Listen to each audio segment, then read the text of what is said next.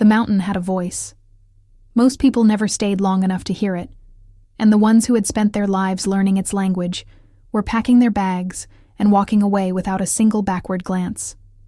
Elara stood at the entrance of the Silverwood Shrine and watched the last of the Guardian Order load their belongings into 3 weathered trucks, their movements efficient and unbothered, the way people move when they have already completed their grieving in private and are now simply executing a decision.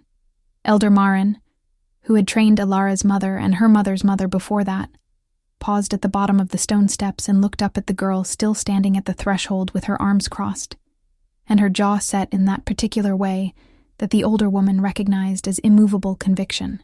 "You understand that the stipend ends when the order leaves," Marin said.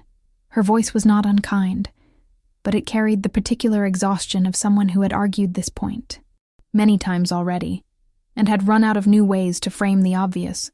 There will be no supply deliveries, no communication support. The nearest town is 40 kilometers of mountain road, and come winter that road becomes impassable for weeks at a time. You would be entirely alone. "I understand," Elara said. "The shrines are artifacts, child. Beautiful ones, yes, and historically significant, certainly, but the Conclave has reviewed the spiritual activity records for this location going back 60 years, and the conclusion is unambiguous.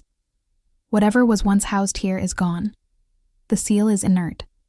The symbols have not responded to ritual activation in 3 decades. You would be sacrificing your health and your future to tend a beautiful ruin." Elara looked past the elder's shoulder at the tree line, where the ancient pines grew so close together that the space between them seemed less like shadow and more like a living thing, dense and watchful and patient, in a way that stone and mortal flesh simply were not. She had grown up hearing that the forest around the shrine breathed differently than ordinary forest. Her mother had told her that the trees here remembered things, that their roots were tangled up with something old and quiet and waiting, and that a person who listened with the right kind of attention could sometimes feel that waiting like a pressure in the chest, like the moment before a word is spoken. Elara had felt it her entire life. She felt it now, stronger than she ever had, as if the departure of everyone else had removed a kind of interference and left the signal clear for the first time. "I'm staying," she said, and Marin looked at her for a long moment with an expression that moved through several complicated emotions before settling into something that resembled reluctant respect mixed with genuine worry. "Then may whatever is watching over this place watch over you as well," the elder said finally, and turned and walked to the lead truck and did not look back, and Elara watched the convoy wind its way down the mountain road until the sound of engines faded into the ambient silence of the pines, and then she was alone in a way that she had never been alone before, and it felt, strangely, like coming home. If you have ever felt that a place knows you, that it recognizes the sound of your footsteps, and adjusts itself accordingly, then you understand something of what Elara experienced in those first days alone at the Silverwood Shrine. The Order had maintained a careful schedule, a structured rotation of rituals performed at prescribed hours with prescribed words and prescribed gestures, and in the doing of things correctly, they had perhaps lost the capacity to notice whether those things were doing anything at all.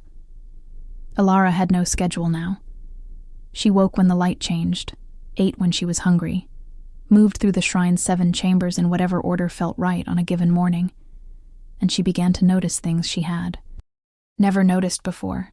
The silence was not uniform. There were places within it that were thicker than others, places where the air seemed to hold its breath, and she found herself gravitating toward those places without quite deciding to. The central chamber, where the Great Seal was carved into the floor in a pattern so complex that generations of scholars had catalogued it without agreeing on its full meaning, had always felt significant in an abstract, historical way. Now it felt significant, the way a heartbeat feels significant, immediate, and biological, and impossible to ignore. She spent long hours sitting cross-legged at its edge, not performing any ritual, just sitting and being present, and on the 3rd day of her solitude she heard it. Not a voice exactly. Not at first. It was more like an awareness that something was aware of her, a quality of attention that had not been there before, or perhaps had always been there and was only now making itself known because the noise of other people had finally cleared. She sat very still and breathed slowly, and did not try to interpret the sensation. Just let it be what it was. And gradually, over the course of that long afternoon, the awareness shaped itself into something that had texture and intention, something that was reaching toward her, with a kind of desperate, careful precision, the way you might reach for a soap bubble, afraid that the wrong pressure would dissolve it entirely. "Hello?" she said aloud, feeling only slightly ridiculous, because her mother had told her that the shrine responded to spoken intention, and that the old guardians had always spoken to it the way you would speak to a person, respectfully and directly, without the performative formality that the order had introduced over the centuries. The word fell into the silence of the chamber, and something in the pattern of the seal seemed to shimmer, though the light had not changed, though there was no physical reason for the carved lines to look any different than they had a moment before. Then, so faint that she was certain she had imagined it, something answered. It was less a word than the shape of one, the ghost of sound that a word might leave behind after the speaking of it had faded. But she had been listening her whole life, and she knew what she had heard. She had heard. Waiting. She did not sleep well that night. And this was not because she was frightened, which surprised her when she examined the feeling carefully and found fear entirely absent from it. She was not sleeping because she was thinking with an intensity that made rest feel wasteful. She pulled out the archive that Marin had left behind, the boxes of journals and ritual records and historical documents that the order had deemed too cumbersome to transport and had simply abandoned, intending presumably to collect them later, or perhaps not intending anything at all, the way institutions sometimes let things go when they have decided that those things are no longer relevant to their purposes. Ilara spread the oldest journals across the floor of the study chamber and began to read. The history that she found there was not the history she had been taught. The Order's official account of the Silverwood Shrine described it as a place of containment, a spiritual repository where a dangerous entity had been imprisoned by heroic ancestors to protect both human and wolf populations from destruction. The entity, referred to in official texts only as the Bound One, was described in terms that were carefully constructed to inspire neither sympathy nor curiosity, bureaucratic language for a monster, the kind of language designed to make you feel that the question of what the monster actually was had already been asked and answered and did not need revisiting. But the oldest journals, the ones written in a script that Ilara recognized as the ancient guardian hand, the personal notation system that predated the Order's standardization by several centuries, told a different story. They told it incompletely, in fragments and oblique references that suggested their authors were writing around a subject they were not permitted to address directly. But they told it. The Bound One had a name. His name was Kale. He had been a king, the last true king of the Silverwood Pack, which had once been the largest and most powerful wolf clan in the Northern Territories. He had not been imprisoned because he was dangerous. He had been imprisoned because he refused to be dangerous in the way that his generals required. Ilara read until the candles burned low, and then she lit new ones and kept reading, and by the time the mountain's pre-dawn light began to change the quality of the darkness outside the narrow windows, she had assembled enough fragments to understand the shape of what had happened 1,000 years ago, and the shape of it made her chest tight with a feeling she could not entirely name, somewhere between fury and grief and a strange personal sense of having been lied to about something that mattered. Kyle had been a king who chose diplomacy. That was the center of it, the simple, impossible fact around which everything else orbited. The human settlements had been pushing northward for a century, encroaching on traditional wolf territory, and the conflict had reached a breaking point. And his generals had come to him with a plan that was less a plan than a sentence. Exterminate the settlements, drive the humans back, beyond the old borders with overwhelming force and sufficient violence to ensure they would not return for another generation. It was not an unprecedented strategy. Other packs had used it. It was brutal and effective, and it was what wolves did when their territory was threatened, and every general in Kale's council had been prepared to execute it without hesitation. Kale had said no. He had said no, and he had said it not from weakness, but from a conviction so clear and settled in him that his generals had not been able to move him from it, no matter what arguments they brought. He had said that the humans encroaching on wolf territory were themselves being pushed by forces beyond their control, drought and displacement, and the collapse of southern trade routes, and that killing them would not solve the problem, but only create a new layer of it. A generation of human survivors with grief and hatred, specific enough to focus into effective retaliation. He had said that there was another way, that diplomacy with the human settlement leaders was not only possible, but strategically superior, and he had begun conducting those negotiations in secret because his generals would not sanction them openly. When they discovered what he was doing, they had acted with the kind of decisive brutality that made them excellent generals and terrible people. They had used an old magic, a sealing ritual that predated even the pack's formal traditions, to trap Kale within the shrine that had been his family's sacred site for generations, and then they had told everyone that he had gone mad with power, that he had threatened to destroy both human and wolf populations in a bid for absolute dominance, and that his imprisonment had been an act of necessary sacrifice by loyal soldiers who loved their king but loved their people more. The lie was elegant and comprehensive, and it had held for 1,000 years. Alara set down the last journal and sat for a long time in the early light of the study chamber. And then she walked to the central chamber and sat at the edge of the great seal and said, very quietly, "I know your name."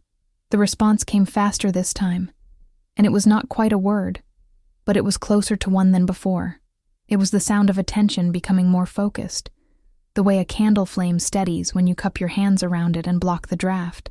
She said, "Your name is Kale. You were the king of the Silverwood Pack.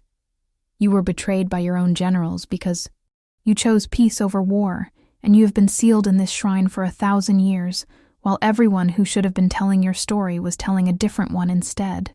The seal's carved lines did not shimmer this time. They pulsed. It was subtle, barely visible, a deepening and brightening of the grooves in the stone that lasted only a moment before fading. But she had seen it, and she understood that she had said something true, in a place that recognized truth, and that the recognition mattered. She said, "I'm not leaving, and I want to hear your version." Learning to communicate with a consciousness that has been sealed in stone for 1,000 years is not a skill that comes with instructions, and Alara developed her method through a process of patient experimentation that took most of the first month and reminded her of learning a language whose grammar operated on principles completely unlike any language she already knew. The seal responded to spoken intention, as her mother had said, but it responded more fully to emotional honesty, and most fully of all to silence of a particular quality, the kind of silence that is not the absence of sound, but the presence of genuine receptivity, an emptying of the self that created space for something else to enter. She learned that Kyle could not speak in the conventional sense.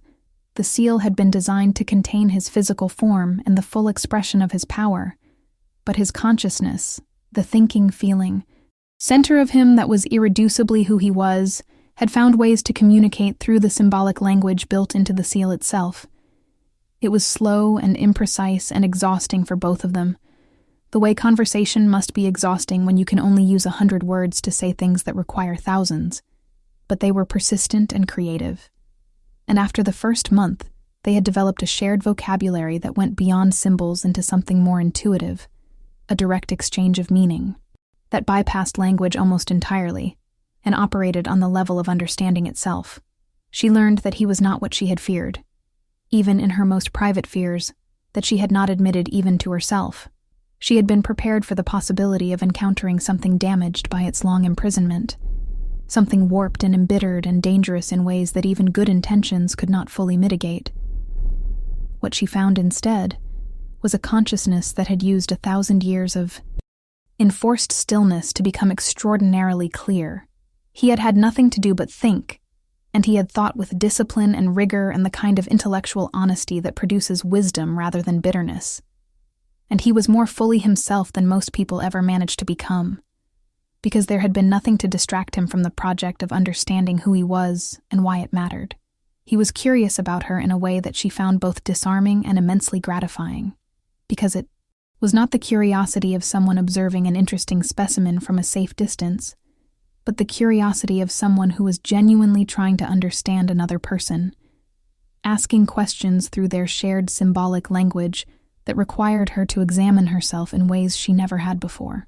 He wanted to know why she had stayed when everyone else had left, and the question pressed on something she had not fully examined, and in answering it she discovered things about herself that surprised her. She had stayed because she could hear the mountain breathing. She had stayed because leaving felt like a betrayal of something she could not name, something that had been calling to her since childhood, in a frequency that no one else seemed able to perceive. She had stayed because somewhere beneath the trained habits of the guardian tradition, there was a conviction in her so basic and so old that it felt less like a belief and more like a fact, that this place mattered, that what was contained here mattered, and that mattering deserved witness even when it was inconvenient, even when it cost something. Cale received this explanation with a quality of attention that she was learning to recognize as the equivalent of being deeply moved. He told her, through the language they were building together, that the first guardian, the woman who had made the original compact with his family centuries before his birth, had been described in the old pack histories as someone who stayed. That was the phrase the histories used, a person who stays, and it was not meant as a simple description of physical location, but as a characterization of something essential, a person whose commitment was not conditional on outcome or comfort, or the validation of others. A person who stays was considered, in the old pack tradition, to be one of the most rare and valuable kinds of person in existence. Was that a compliment? She asked, and the seal pulsed in a rhythm she had learned to associate with something like laughter, warm and slightly surprised at itself. It was, he told her. It was absolutely a compliment. She should mention here, for the people watching this story unfold, that she was aware of how it looked from the outside. She was a young woman living alone on a mountain talking to a carved floor, and she was falling, with a completeness and a lack of self-consciousness that would have alarmed her if she had been in a position to observe it objectively, in love, with the voice inside the stone. She was not unaware of this. She was not naive about what it meant, or what its complications were, or what a reasonable person's assessment of the situation might be. She simply found that none of those considerations weighed as heavily as the fact of Cale himself, the particular quality of his intelligence and his humor, and the way he listened, the way he had listened to her for 1,000 years without the ability to respond, and had somehow in that listening developed a capacity for presence that made every conversation with him feel like the most important conversation she had ever had. She had never been in love before, not really, and she understood now that this was not an accident, but a consequence of the fact that she had been built for a particular kind of intimacy, the kind that develops slowly through the accumulation of honest exchange, and that the ordinary speed and surface level of most human connection had never given her enough material to work with. With Cale, she had everything she needed.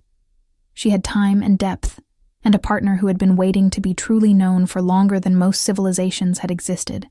And she knew, because she had read the histories carefully, and because Cale had confirmed it through the seal in the slow, patient way they had of confirming important things, that she was not alone in what she felt.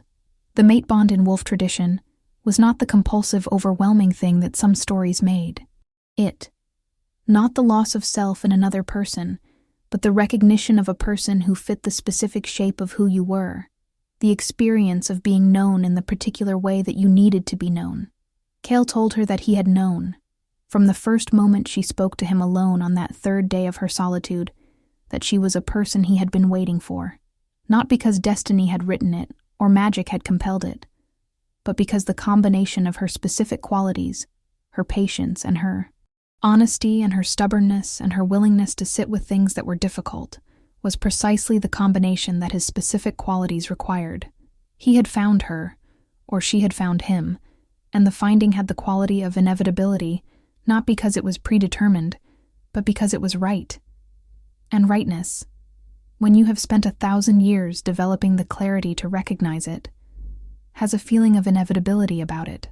I want to see you," she told him one evening in the second month, sitting as she always did at the edge of the seal with the last of the autumn light coming through the high chamber windows and painting everything gold. "Is there any way?" The response took longer than usual. She could feel him working through something complex, weighing possibilities against costs, and she waited without pressing because she had learned that Cale thought the way the mountain itself moved, slowly and with absolute deliberateness, and that the quality of what he arrived at was worth the wait. What he told her was this: the seal was designed to be absolute, but no human-made magic, not even very old human-made magic applied with the best available technique of its era, was perfectly absolute. There were edges. There were places where the working had been done with slightly less precision, where the intention had wavered by a fraction, and the fraction had accumulated over centuries into something she might be able to use, if she were willing to perform a specific sequence of actions at specific points in the seal's pattern. She could not break it. Not yet. Not safely. The energy contained within it was too vast and too volatile to release without preparation. But she might create a permeable membrane, a condition under which he could project a portion of himself outward in a form that was more than voice. More than voice, how? She asked. The answer, communicated in their shared language of symbol and sensation and direct meaning, was both more and less than she had anticipated. More, because what he was describing was a genuine physical presence, limited and temporary, and not his full self but unmistakably real, a form she would be able to see and, under the right conditions, touch. Less, because it would be exhausting for him to maintain it, and because the form would not be fully substantial, would have the quality of something between a dream and a reality, present but not quite solid, the way certain emotions are present but not quite nameable. "Tell me what to do," Alara said. "Before we go further into this story, I want to take a moment to acknowledge something. If you have found your way to this narrative, it is probably because you understand something that not everyone understands, which is that love stories told at the level of the soul are more interesting than love stories told at the level of the convenient. The love between Alara and Cale is not convenient. It was not designed to be convenient. It is the kind of love that asks something of you, that requires you to be the fullest possible version of yourself in order to sustain it, and that rewards that requirement with a depth of connection that comfortable love never quite achieves. If this resonates with you, please leave a comment below telling us what kind of love story moves you most. And if you haven't yet subscribed to this channel, now is a beautiful time to do it, because this story is just getting started, and you are absolutely going to want to be here for what comes next. The ritual that Kyle described required 3 days of preparation and had to be performed at the specific intersection of moonrise and the natural energy current that ran through the mountain stone, which Alara could feel as a low, steady vibration in the soles of her feet when she walked certain paths through the shrine. She spent the 3 days in a state of focused calm that surprised her, given the magnitude of what she was attempting. She had half expected fear or doubt to surface and undermine her, the reasonable human response to doing something that had no modern precedent, and whose only instruction manual was the consciousness of a 1,000-year-old wolf king, communicated through carved stone. Instead, she felt clear. She felt purposeful. She felt, she would realize later, exactly like a person who stays. She performed the ritual at moonrise on the 3rd night, moving through the seal's pattern in the sequence Cale had described, placing her hands on specific points in the carved design and pouring into each contact point the genuine fullness of her attention, not the performed attention of ritual, but the real kind, the kind that costs something and means something, and the seal responded to the difference between them immediately and dramatically.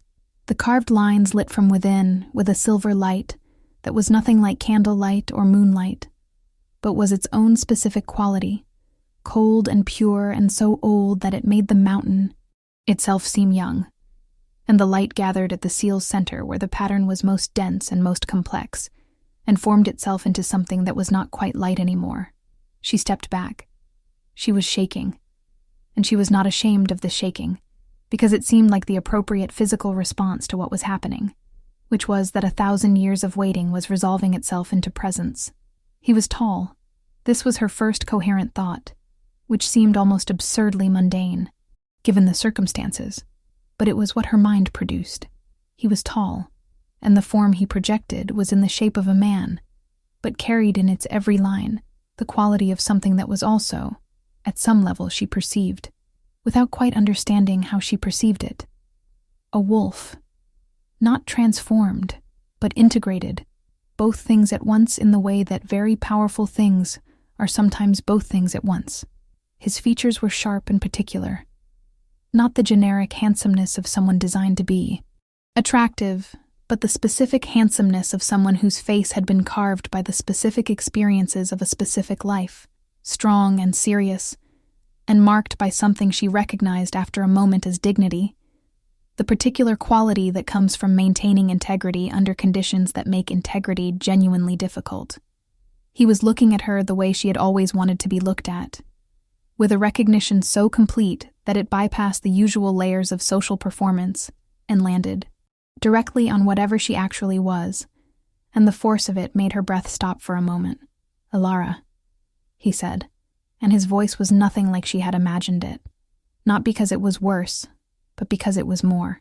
It had the resonance of stone, and the warmth of living things, and the quietness of someone who had learned through long experience that the important things do not need to be said loudly. "Kyle," she said, and her voice came out steadier than she had expected.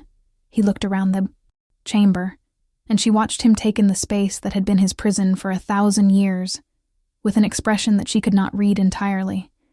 Too many things in it to isolate any single one. Then his gaze came back to her. "You stayed," he said. "I stayed," she agreed. The form he projected could not maintain physical contact, not yet, not with the seal intact. But he reached toward her, and she reached toward him, and the space between their hands was very small and very charged with everything that words had built between them over 2 months of patient, careful, honest communication. And she thought, this is enough. This is more than enough. This is everything. And she meant it without any wistfulness, because she understood that the thing between them was not constrained by the physical gap between his hand and hers, that it already existed fully in the place where things that are real live before they are made manifest.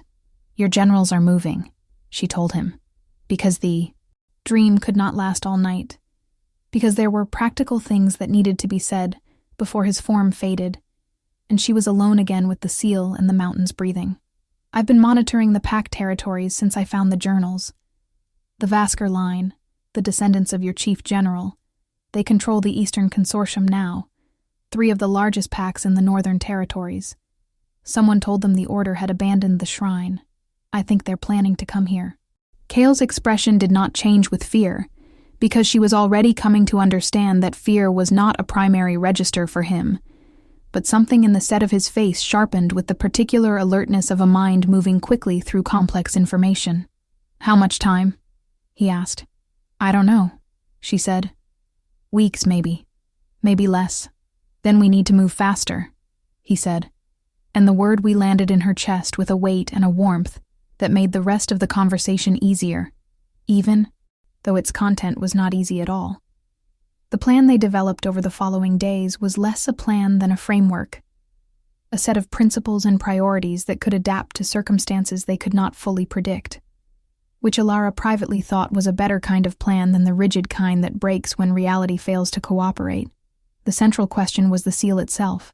Breaking it was not simply a matter of power or technique, but of conditions. The magic that had imprisoned Kale was old and specifically designed, worked by people who understood what they were containing, and had taken considerable care to make the containment robust. The standard approaches that magical practitioners in the current era might attempt, force, counter-ritual, simple dispelling, had all been tried at various points over the centuries. The journals documented several such attempts, and none had worked. What the journals also documented, buried in the marginalia of a particularly observant guardian from 300 years ago, who seemed to have been asking questions the Order did not officially sanction, was a theory about the seal's actual mechanism. The theory was this: the seal was not powered by the magic of the generals who had created it. That magic had been the key that turned the lock, but the lock itself ran on something more fundamental: the energy of the land itself, specifically the energy of the Silverwood territory, which had recognized Kale as its legitimate sovereign and was, in some deeply structural way, helping to hold him.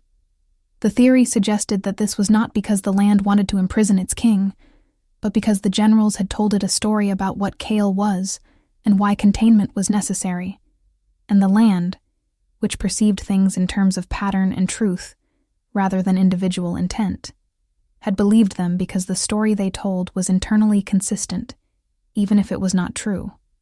What would break the seal, the old guardian theorized, was not greater power applied from outside, but a correction of the foundational false premise.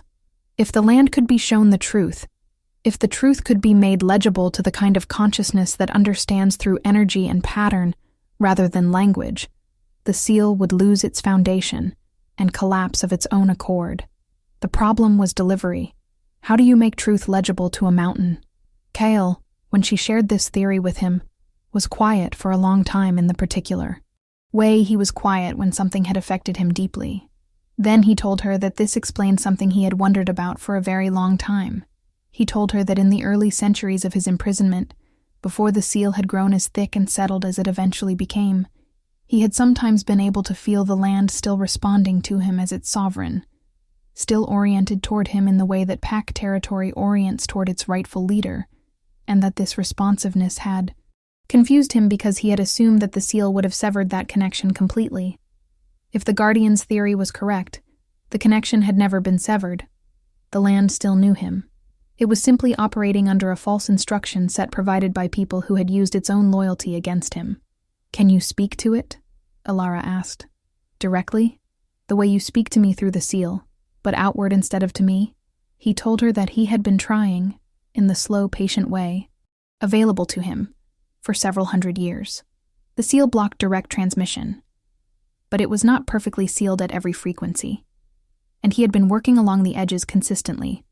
And there was one frequency, one channel of communication, that was so basic and so pre-verbal that the seal's architects had perhaps not thought to specifically close it: the truth of who he was, his specific energy signature, as it existed in relationship to the territory that was his. That signature could not be transmitted as information. It simply was. And it had been leaking, slowly, for 1,000 years, and the land had been receiving it. And the contradiction between what the seal said he was and what his energy signature actually was had been accumulating in the land's awareness for centuries without resolution, because there was no one with the right kind of perception to notice the contradiction and act on it. Alara thought about this for a long moment, and then she thought about the vibration she felt in the soles of her feet when she walked the mountain's energy paths, and she thought about the way the forest around the shrine felt watchful and patient, and she thought about her mother telling her that the trees here remembered things. "Tell me what your energy signature feels like," she said. "Describe it to me in as much detail as you can." She spent 4 days walking. She walked every path in the shrine complex, every corridor and chamber and courtyard. And then she walked the paths that extended outward into the forest, the old guardian trails that had been maintained for generations as ritual routes, but whose deeper purpose she now understood differently. She walked them not as ritual, but as conversation, her feet on the mountain's skin, her attention spread wide and receptive in the way she had learned from 2 months of communicating with Kale. And she listened for the contradiction that he had described, the place where the land's deep memory of him as its sovereign rubbed up against the false story it had been told about who he was. She found it on the 4th day, at a specific point on the oldest trail, a place where 2 root systems of ancient pines had grown together over centuries into a single massive structure that broke the trail and forced a detour, as if the trees themselves had moved to mark something. She stood at that place and felt the contradiction like a dissonance, 2 tones almost, but not quite resolving into harmony. And she, understood what was needed. She sat down against the interlocked roots and placed both hands on them, and she talked. She did not perform a ritual. She did not use the prescribed language of the guardian tradition. She simply told the truth, in her own words, in the direct, plain way she had learned from Kale himself, over 2 months of honest exchange. She told the mountain what she had learned from the journals. She described Kale as he was. The king who chose diplomacy. The man who refused a fee massacre. The consciousness she had come to know as patient and principled and genuinely good in the specific and non-abstract way that goodness is only ever real. She talked for a long time, until the light changed and the forest shadows deepened around her, and she did not stop talking until she felt something shift. Not in herself, but in the ground beneath her, a subtle realignment of something very deep and very old, the way a long-held breath finally releases. She walked back to the shrine, in the dark, and the seal was different when she entered the central chamber. Not broken, not yet, but different in a way she could feel before she could see. The silver light that had appeared during the ritual of projection was there again, unprompted, moving slowly through the carved lines in a pattern that took her a moment to recognize, because she had never seen it from the outside before, only felt it from within their shared communication. She was looking at Kale's actual energy, signature, finally visible, finally permitted to exist in the space that had been designed to suppress it, and it was nothing like the seal's architects had described him. It was nothing like a monster or a danger or a threat to be contained. It was a king's signature, patient and strong and oriented outward toward the well-being of the territory it claimed, fundamentally protective rather than dominating. The signature of someone who understood power as responsibility rather than privilege. "The land knows," she said, and the light moved in the pattern she knew as affirmation. The Vasker representatives arrived on a Friday morning in late autumn, 3 vehicles on the mountain road that Alara spotted from the upper watchtower 2 hours before they reached the shrine. She'd been expecting them in theory for weeks, and in practice since the previous Tuesday when she had heard, through the pack communication network, that she had been quietly monitoring since discovering its frequencies in one of the older journals, that the consortium had dispatched a delegation. A delegation was not an attack, which was either reassuring or more sophisticated than an attack, and she had not been able to determine which. There were 7 of them, and they were not in wolf form, but they were unmistakably wolves, carrying themselves with the particular quality of controlled power that she had learned to recognize, the way strength is held in the body when the body is fully aware of. Dear. Their leader was a woman named Korvath, who introduced herself as the consortium's deputy administrator of historical sites, which was a title so precisely designed to make a threatening visit sound bureaucratic that Alara had to work to keep her expression neutral. "We're here to assess the condition of the shrine and determine appropriate conservation protocols going forward," Korvath said, standing in the courtyard with the professional pleasantness of someone who had been trained to maintain pleasantness under conditions that would normally preclude it. "We understand the Guardian Order has discontinued its presence here. As the consortium represents the principal hereditary interests in this region, we would like to discuss transition of stewardship." "The Guardian Order discontinued its presence," Alara said. "I did not. I am the current guardian of this shrine." Something moved behind Korvath's professional pleasantness, quick and dark, an assessment being made and filed. "Forgive me. I had understood the facility was unstaffed." "A common misunderstanding," Alara said.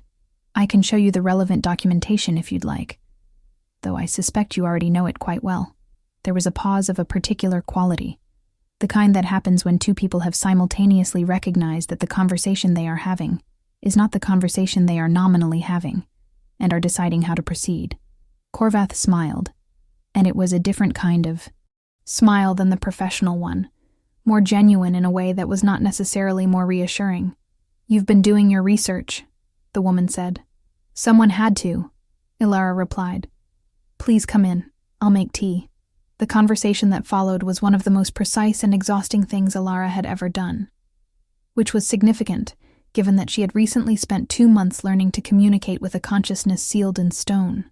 Korvath was intelligent and thorough, and completely committed to the objective she had arrived with, which was assessing whether the shrine could be safely destroyed without releasing what was contained within it, before it could be recaptured in a more manageable form.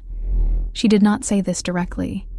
She said it through the questions she asked, and the particular way she moved through the shrine's chambers, and the attention she paid to the seal, which she studied with an expression of controlled concern that told Alara everything about what she had been hoping to find, and how far the current state of the seal was from those hopes. Because the seal was failing visibly now, in a way that it had not been when the delegation had presumably last received intelligence about the shrine's condition. The silver light that Alara had seen on her return from the forest appeared intermittently now, unprompted, moving through the carved lines and patterns that anyone with basic magical literacy would recognize as an active and strengthening energy rather than a dormant and stable one. The land was correcting itself. The false premise that had powered the seal was eroding at the foundational level, and the seal was losing its grip, and there was nothing the Vasker Consortium or anyone else could do about that, because it was not a human process that human intervention could reverse. It was the land itself coming back into alignment with truth. Corvath knew this. The recognition of it was in her face, carefully controlled but present. "You've done something," she said, in the central chamber, standing at the seal's edge where Alara herself spent so many hours. This was not in this condition 2 months ago. "The shrine responds to sincere guardianship," Alara said. "I suspect it always has. What's coming out of there when the seal breaks?" Corvath said, dropping the bureaucratic framing entirely, speaking now in the direct way of someone who has decided that pretense is no longer worth the energy it costs. "Is not going to be interested in diplomatic arrangements. It's going to be interested in 1,000 years of debts and grievances. On the contrary," Alara said, "he's going to be interested in completing the work he started before you interrupted him. Which was, if you need the reminder, negotiating a peace between wolves and humans that would have benefited everyone who wasn't personally invested in continued conflict. The use of the pronoun he rather than it landed in the room with weight. You've spoken with it," Corvath said. "With him," Alara said. "Yes, extensively. For 2 months. Would you like me to describe the experience? I suspect it would be informative." She spoke for 3 hours. She told Corvath and the 6 others, who had gathered in the central chamber as the afternoon light changed around them, everything she had learned from the journals and from Kale himself, the actual history of his imprisonment, the political motivations of the generals who had sealed him, the 1,000-year lie that had protected the Vasker line's claim to power in the Eastern Consortium. She spoke without judgment and without performance, in the direct plain way that had become her natural register, and she watched the 7 wolves process information that contradicted the foundational story of who they were and where they had come from. Not all of them received it the same way. 2 of the 6 others showed something in their faces that she recognized as genuine shock, genuine confrontation with information that had not been available to them before, and that was now restructuring something important. 1 showed nothing. A trained blankness that was its own kind of communication. The remaining 3 shifted through varying combinations of denial and calculation, trying to find the frame in which the story she was telling did not have the implications it clearly had. But Corvath was different. Corvath sat through the 3 hours with an expression of progressive quiet, a settling, and at the end of it she was silent for a long time. And then she said, "My grandmother told me the official history. And then she told me the other history.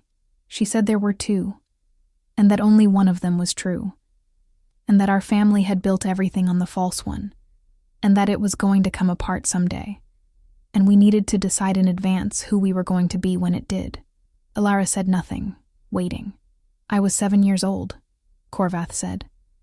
"I asked her what we should do about it, and she said that was the question that would define us. She died before she could tell me what she thought the answer was. She looked at the seal, at the light moving slowly through its patterns. I think I'm about to find out." The seal broke on a Sunday evening, 4 days after Corvath's arrival, and it broke not with violence but with resolution, the way a long, sustained musical note finally resolves to the tonic, and the tension releases into something that is simultaneously ending and beginning. The silver light had been building for days, filling the central chamber with a glow that was steady and growing, and had a quality that everyone present, the original 7 Vasker delegates, 3 of whom had left and 4 of whom had stayed, and Alara herself, perceived differently, according to what they were prepared to perceive. The 3 who had stayed stood at the chamber's edge with expressions that ranged from cautious to awed to something that looked like coming home. Alara stood at the seal's center. She had asked, through their shared language, whether she should move to the edge with the others, and Cale had said, with a certainty and a gentleness that she had come to recognize as specifically his, "No, stay where you are. I have been navigating by you for 2 months. I would like you to be the first thing I see when I am fully myself again." The light gathered at the seal's center and became dense, and then became something other than light entirely. And Alara kept her eyes open and her attention fully present in the way that was her specific gift, staying completely in the moment that was happening, rather than preparing for the moment she had imagined. And so she saw Cale emerge from his 1,000-year prison, not as she had pictured it, but as it actually was, which was quieter and more complete and more moving than any version she had imagined. He was himself. That was the first and most important thing. 1,000 years had not diminished him or warped him or made him into something other than what he had chosen to be. He was taller than the projected form she had seen before, fully present now in a way that projected forms cannot be, carrying his power not as a display, but as a simple fact of his nature, the way mountains carry their size. He was looking at her, and his expression was the one she had learned to understand as the one he reserved for the truest things, quiet and still, and completely without performance. She said his name. He said hers, and then he crossed the distance between them, and she understood from the way he moved that he had been intending to say many things, and then had arrived in her actual presence, and found that the many things collapsed into a simpler and more honest expression, and he held her the way you hold someone when you have been waiting for them for a very long time, and have developed in the waiting a clarity about exactly what they mean to you, completely, and without reservation, and with all of himself present in it. She held him back, and the mountain breathed around them, and the seal's light slowly faded from the carved lines, as the old magic that had powered it drained away without its false foundation to sustain it. And the central chamber was just a chamber again, beautiful and ancient and full of people witnessing something that would be described differently in every account that was later written of it, but that all accounts would agree on in one essential particular, that what happened in the Silverwood Shrine on that Sunday evening was, at its core, a truth coming home. The political situation that followed Cale's emergence was exactly as complicated as 2 people who had spent significant time thinking about it had anticipated it would be, which meant it was complicated in ways they had anticipated, and also in several ways they had not, because that is the nature of political situations, and the reason that experienced people prepare frameworks rather than plans. The Vasker Consortium's response was split almost immediately, in a way that Korvath had predicted, and that aligned with what Alara had observed in the faces of the 7 delegates during those first hours. There were those among the consortium's leadership who received the news of Cale's emergence as a threat to be managed, and there were those who received it as something they had been secretly waiting for, a resolution to a foundational dishonesty that had made them uncomfortable for longer than they had been permitted to acknowledge. The split ran through the consortium's structure at every level, and it created a moment of genuine instability, the dangerous kind where things could move in several directions, and the direction they moved would depend heavily on how the next few weeks were navigated. Kyle navigated them the way Alara had known he would, by telling the truth. He requested formal convening of the pack councils, invoking rights that technically had never been revoked, because his imprisonment had been conducted outside any formal legal process, and the law, which moves slowly but moves, had never actually ruled him dead or removed. The request went out in his name with his energy signature, which the land had been carrying for 1,000 years, and which the older wolves in every pack recognized instinctively, even if they could not explain what they were recognizing. And the response was not the unanimous rejection that the consortium's pro-suppression faction had anticipated. The smaller packs, the ones who had always been peripheral to the consortium's power structure, and had always had a complicated relationship with the official history, responded with something that looked like relief. He spoke at the convening, not as a conqueror reclaiming what had been taken, but as a king presenting his case, laying out the historical record with the precision and clarity of someone who had had 1,000 years to organize his thoughts, and asking not for restoration of his power, but for acknowledgement of the truth, for the record to be corrected, for the foundational story of their community to be rebuilt on something accurate. He said that power built on false foundations cannot stand forever, and that the instability they were all currently experiencing was not the instability of his emergence, but the instability that had been accumulating since his imprisonment, a debt coming due that the current generation had not incurred, but would need to pay regardless, because that is what truth debts require. It was not a speech that produced immediate unanimous agreement, because nothing does. It was a speech that moved some people profoundly and gave others useful language for positions they had already privately held, and made a third group defensive and uncomfortable in ways that were not productive. The political work took months, careful and exhausting, requiring constant attention to the difference between genuine persuasion and tactical positioning, and Cale did it with the patience of someone who has genuinely internalized that important things take the time they take, and cannot be made to go faster without losing something essential. Alara was beside him through all of it, in the specific way that someone beside you can be when they understand you completely and trust you completely, and are not trying to manage or perform, but simply to be present and true. She had her own work in the political process, her role as guardian, her lineage as descendant of the first compact maker, gave her a standing in these conversations that was different from Kyle's but complementary to it. The human perspective in a negotiation that was ostensibly between wolves, but was actually, at its foundation, about the same question it had always been about. What kind of relationship between wolves and humans was both possible and worth choosing?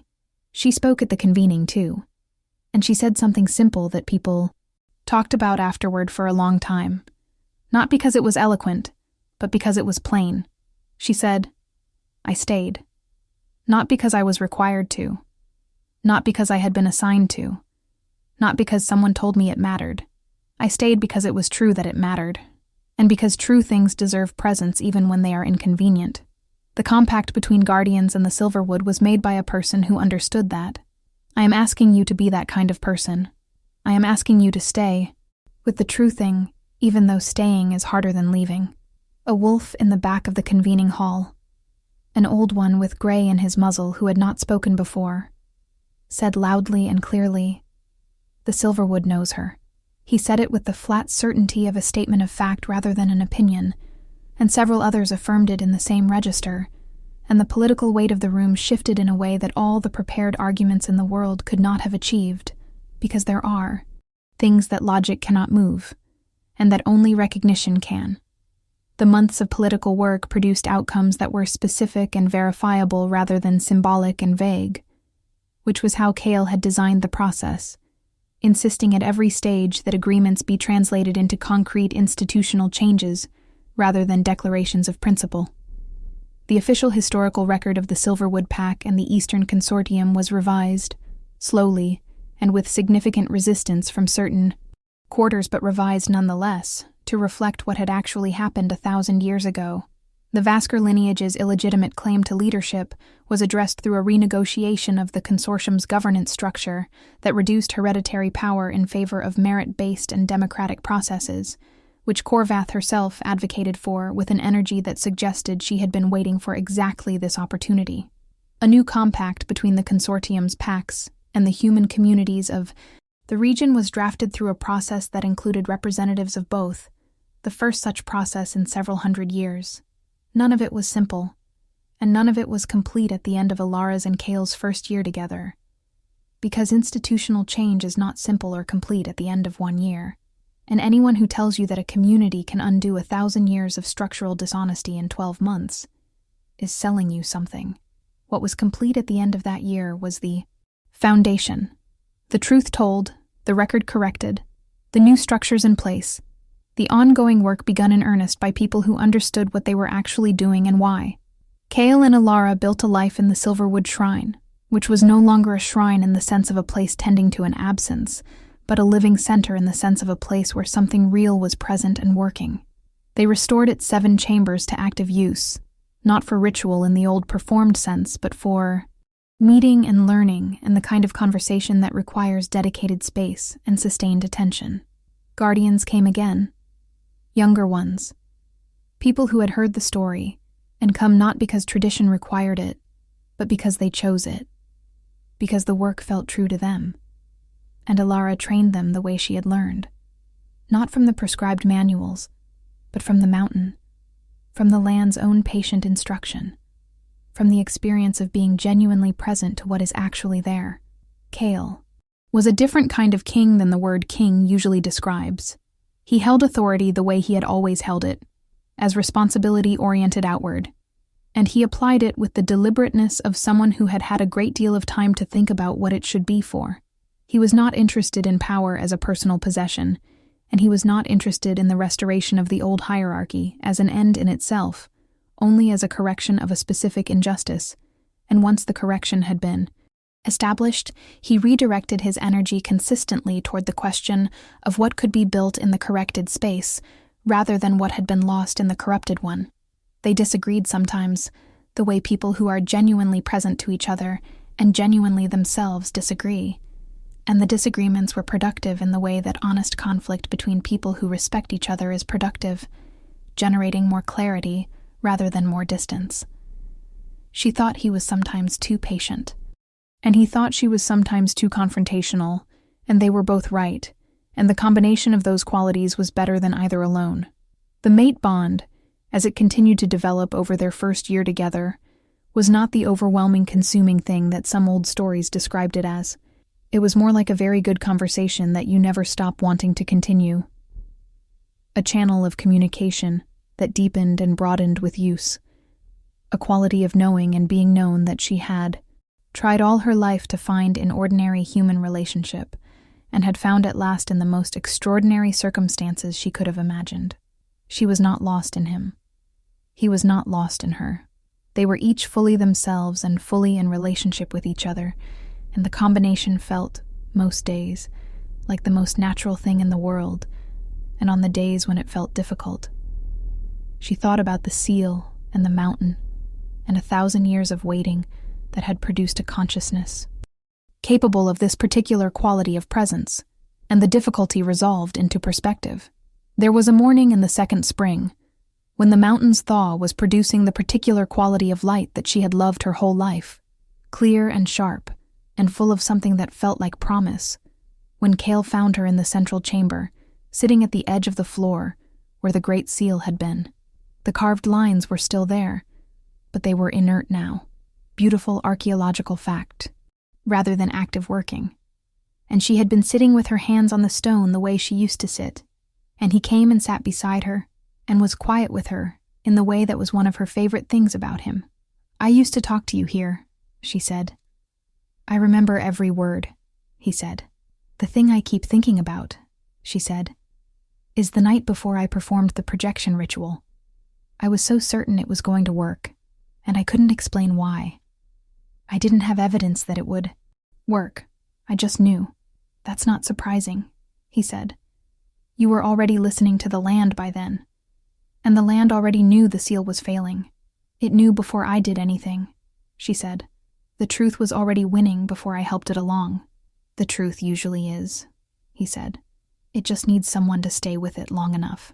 She leaned against him and felt the quality of him that was both man and wolf, both present moment and ancient continuity, and she thought about all the people who had been in this mountain and this shrine over 1,000 years, performing rituals and maintaining traditions and arguing about the seal's significance, and she thought about how none of them had stayed in the right way at the right time until her, and she did not think this with pride, but with something more like gratitude, for having been the specific person in the specific place who had the specific capacity to listen. The mountain breathed around them, ancient and patient, and finally, telling the truth it had been carrying for a very long time. "Before we close this story, let me ask you something," Alara stayed when everyone else left. She stayed not because it was easy or safe or socially approved, but because she could hear something that other people had stopped listening for. What is the thing in your life that you keep hearing, even when everyone around you has stopped listening for it? Tell us in the comments. We read every single one. And if this story moved you, if you found something in Alara's patience or Kale's dignity, or the slow work of truth reclaiming its ground, please leave a like. It takes a moment, and it means everything to this channel, and to the work of telling stories that try to say something true. If you're not subscribed yet, click that button, because we are going to keep making stories like this one. Stories about love that asks something of you, about power that serves rather than dominates, about the specific and irreplaceable importance of the person who stays. Epilogue. 2 years later.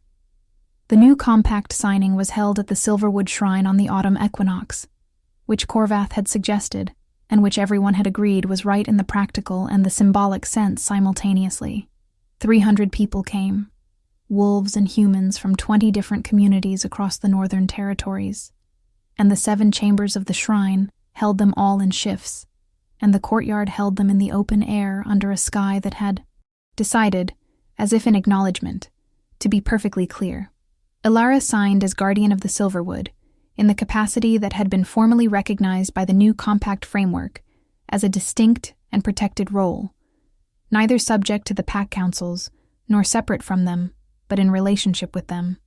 A third voice in a conversation that had previously only included 2. Her signature, in the old Guardian hand she had taught herself from the journals, went next to Kale's in the formal record, and she noticed the young Guardian apprentices watching the moment with the specific attention of people seeing something they are going to remember.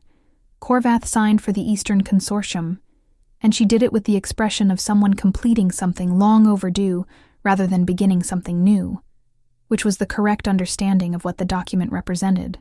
The 3 delegates who had stayed through the emergence, the ones whose faces had shown genuine confrontation with the truth during those first hours, were there as well, and 2 of them now held positions in the restructured consortium's governance that they had not held before, which was the specific and concrete kind of justice that Alara had learned from Kyle to value over the symbolic kind.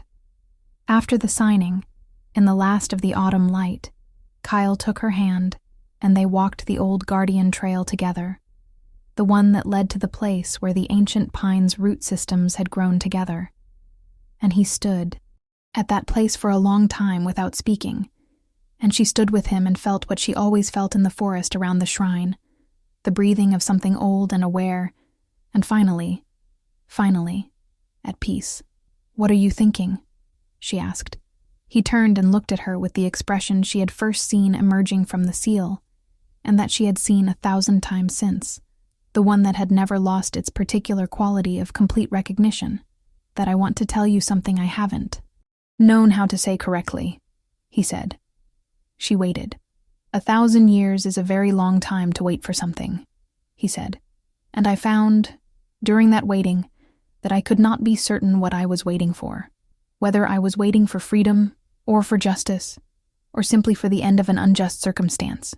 I did not permit myself to wait for a specific person, because that seemed like the kind of waiting that could warp you, could make you into something that needed rather than chose. He paused, and she heard in the pause the weight of the specific discipline that had required. But I think what I was actually waiting for, underneath all the things I could name, was someone who would stay, not because it was easy or required, but because they were themselves the kind of person who stays. And when you sat down in that chamber and said hello into the silence, I understood something I had not understood before. What did you understand? She asked. That I was going to be all right, he said. That whatever came next, I was going to be all right. She held his hand, and the pines were enormous and patient around them, and the trail stretched in both directions through the forest that remembered everything. And she thought, this is it. Not the grand moment, and not the symbolic completion, and not the version of love that exists in the space where difficulty used to be.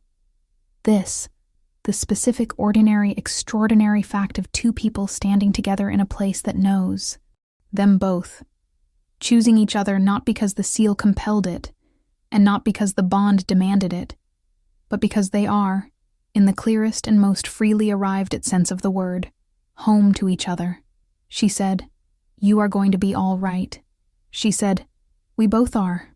And the mountain, which had been waiting a very long time to hear something true, breathed out slowly in the way that ancient things breathe when they are finally, genuinely, at rest. Thank you for staying with this story all the way to its end. If Alara and Kyle's journey meant something to you, share this video with someone who needs to hear a story about love that is chosen rather than compelled, about truth that wins slowly, but wins completely, about the irreplaceable importance of the person who stays. We will see you in the next story.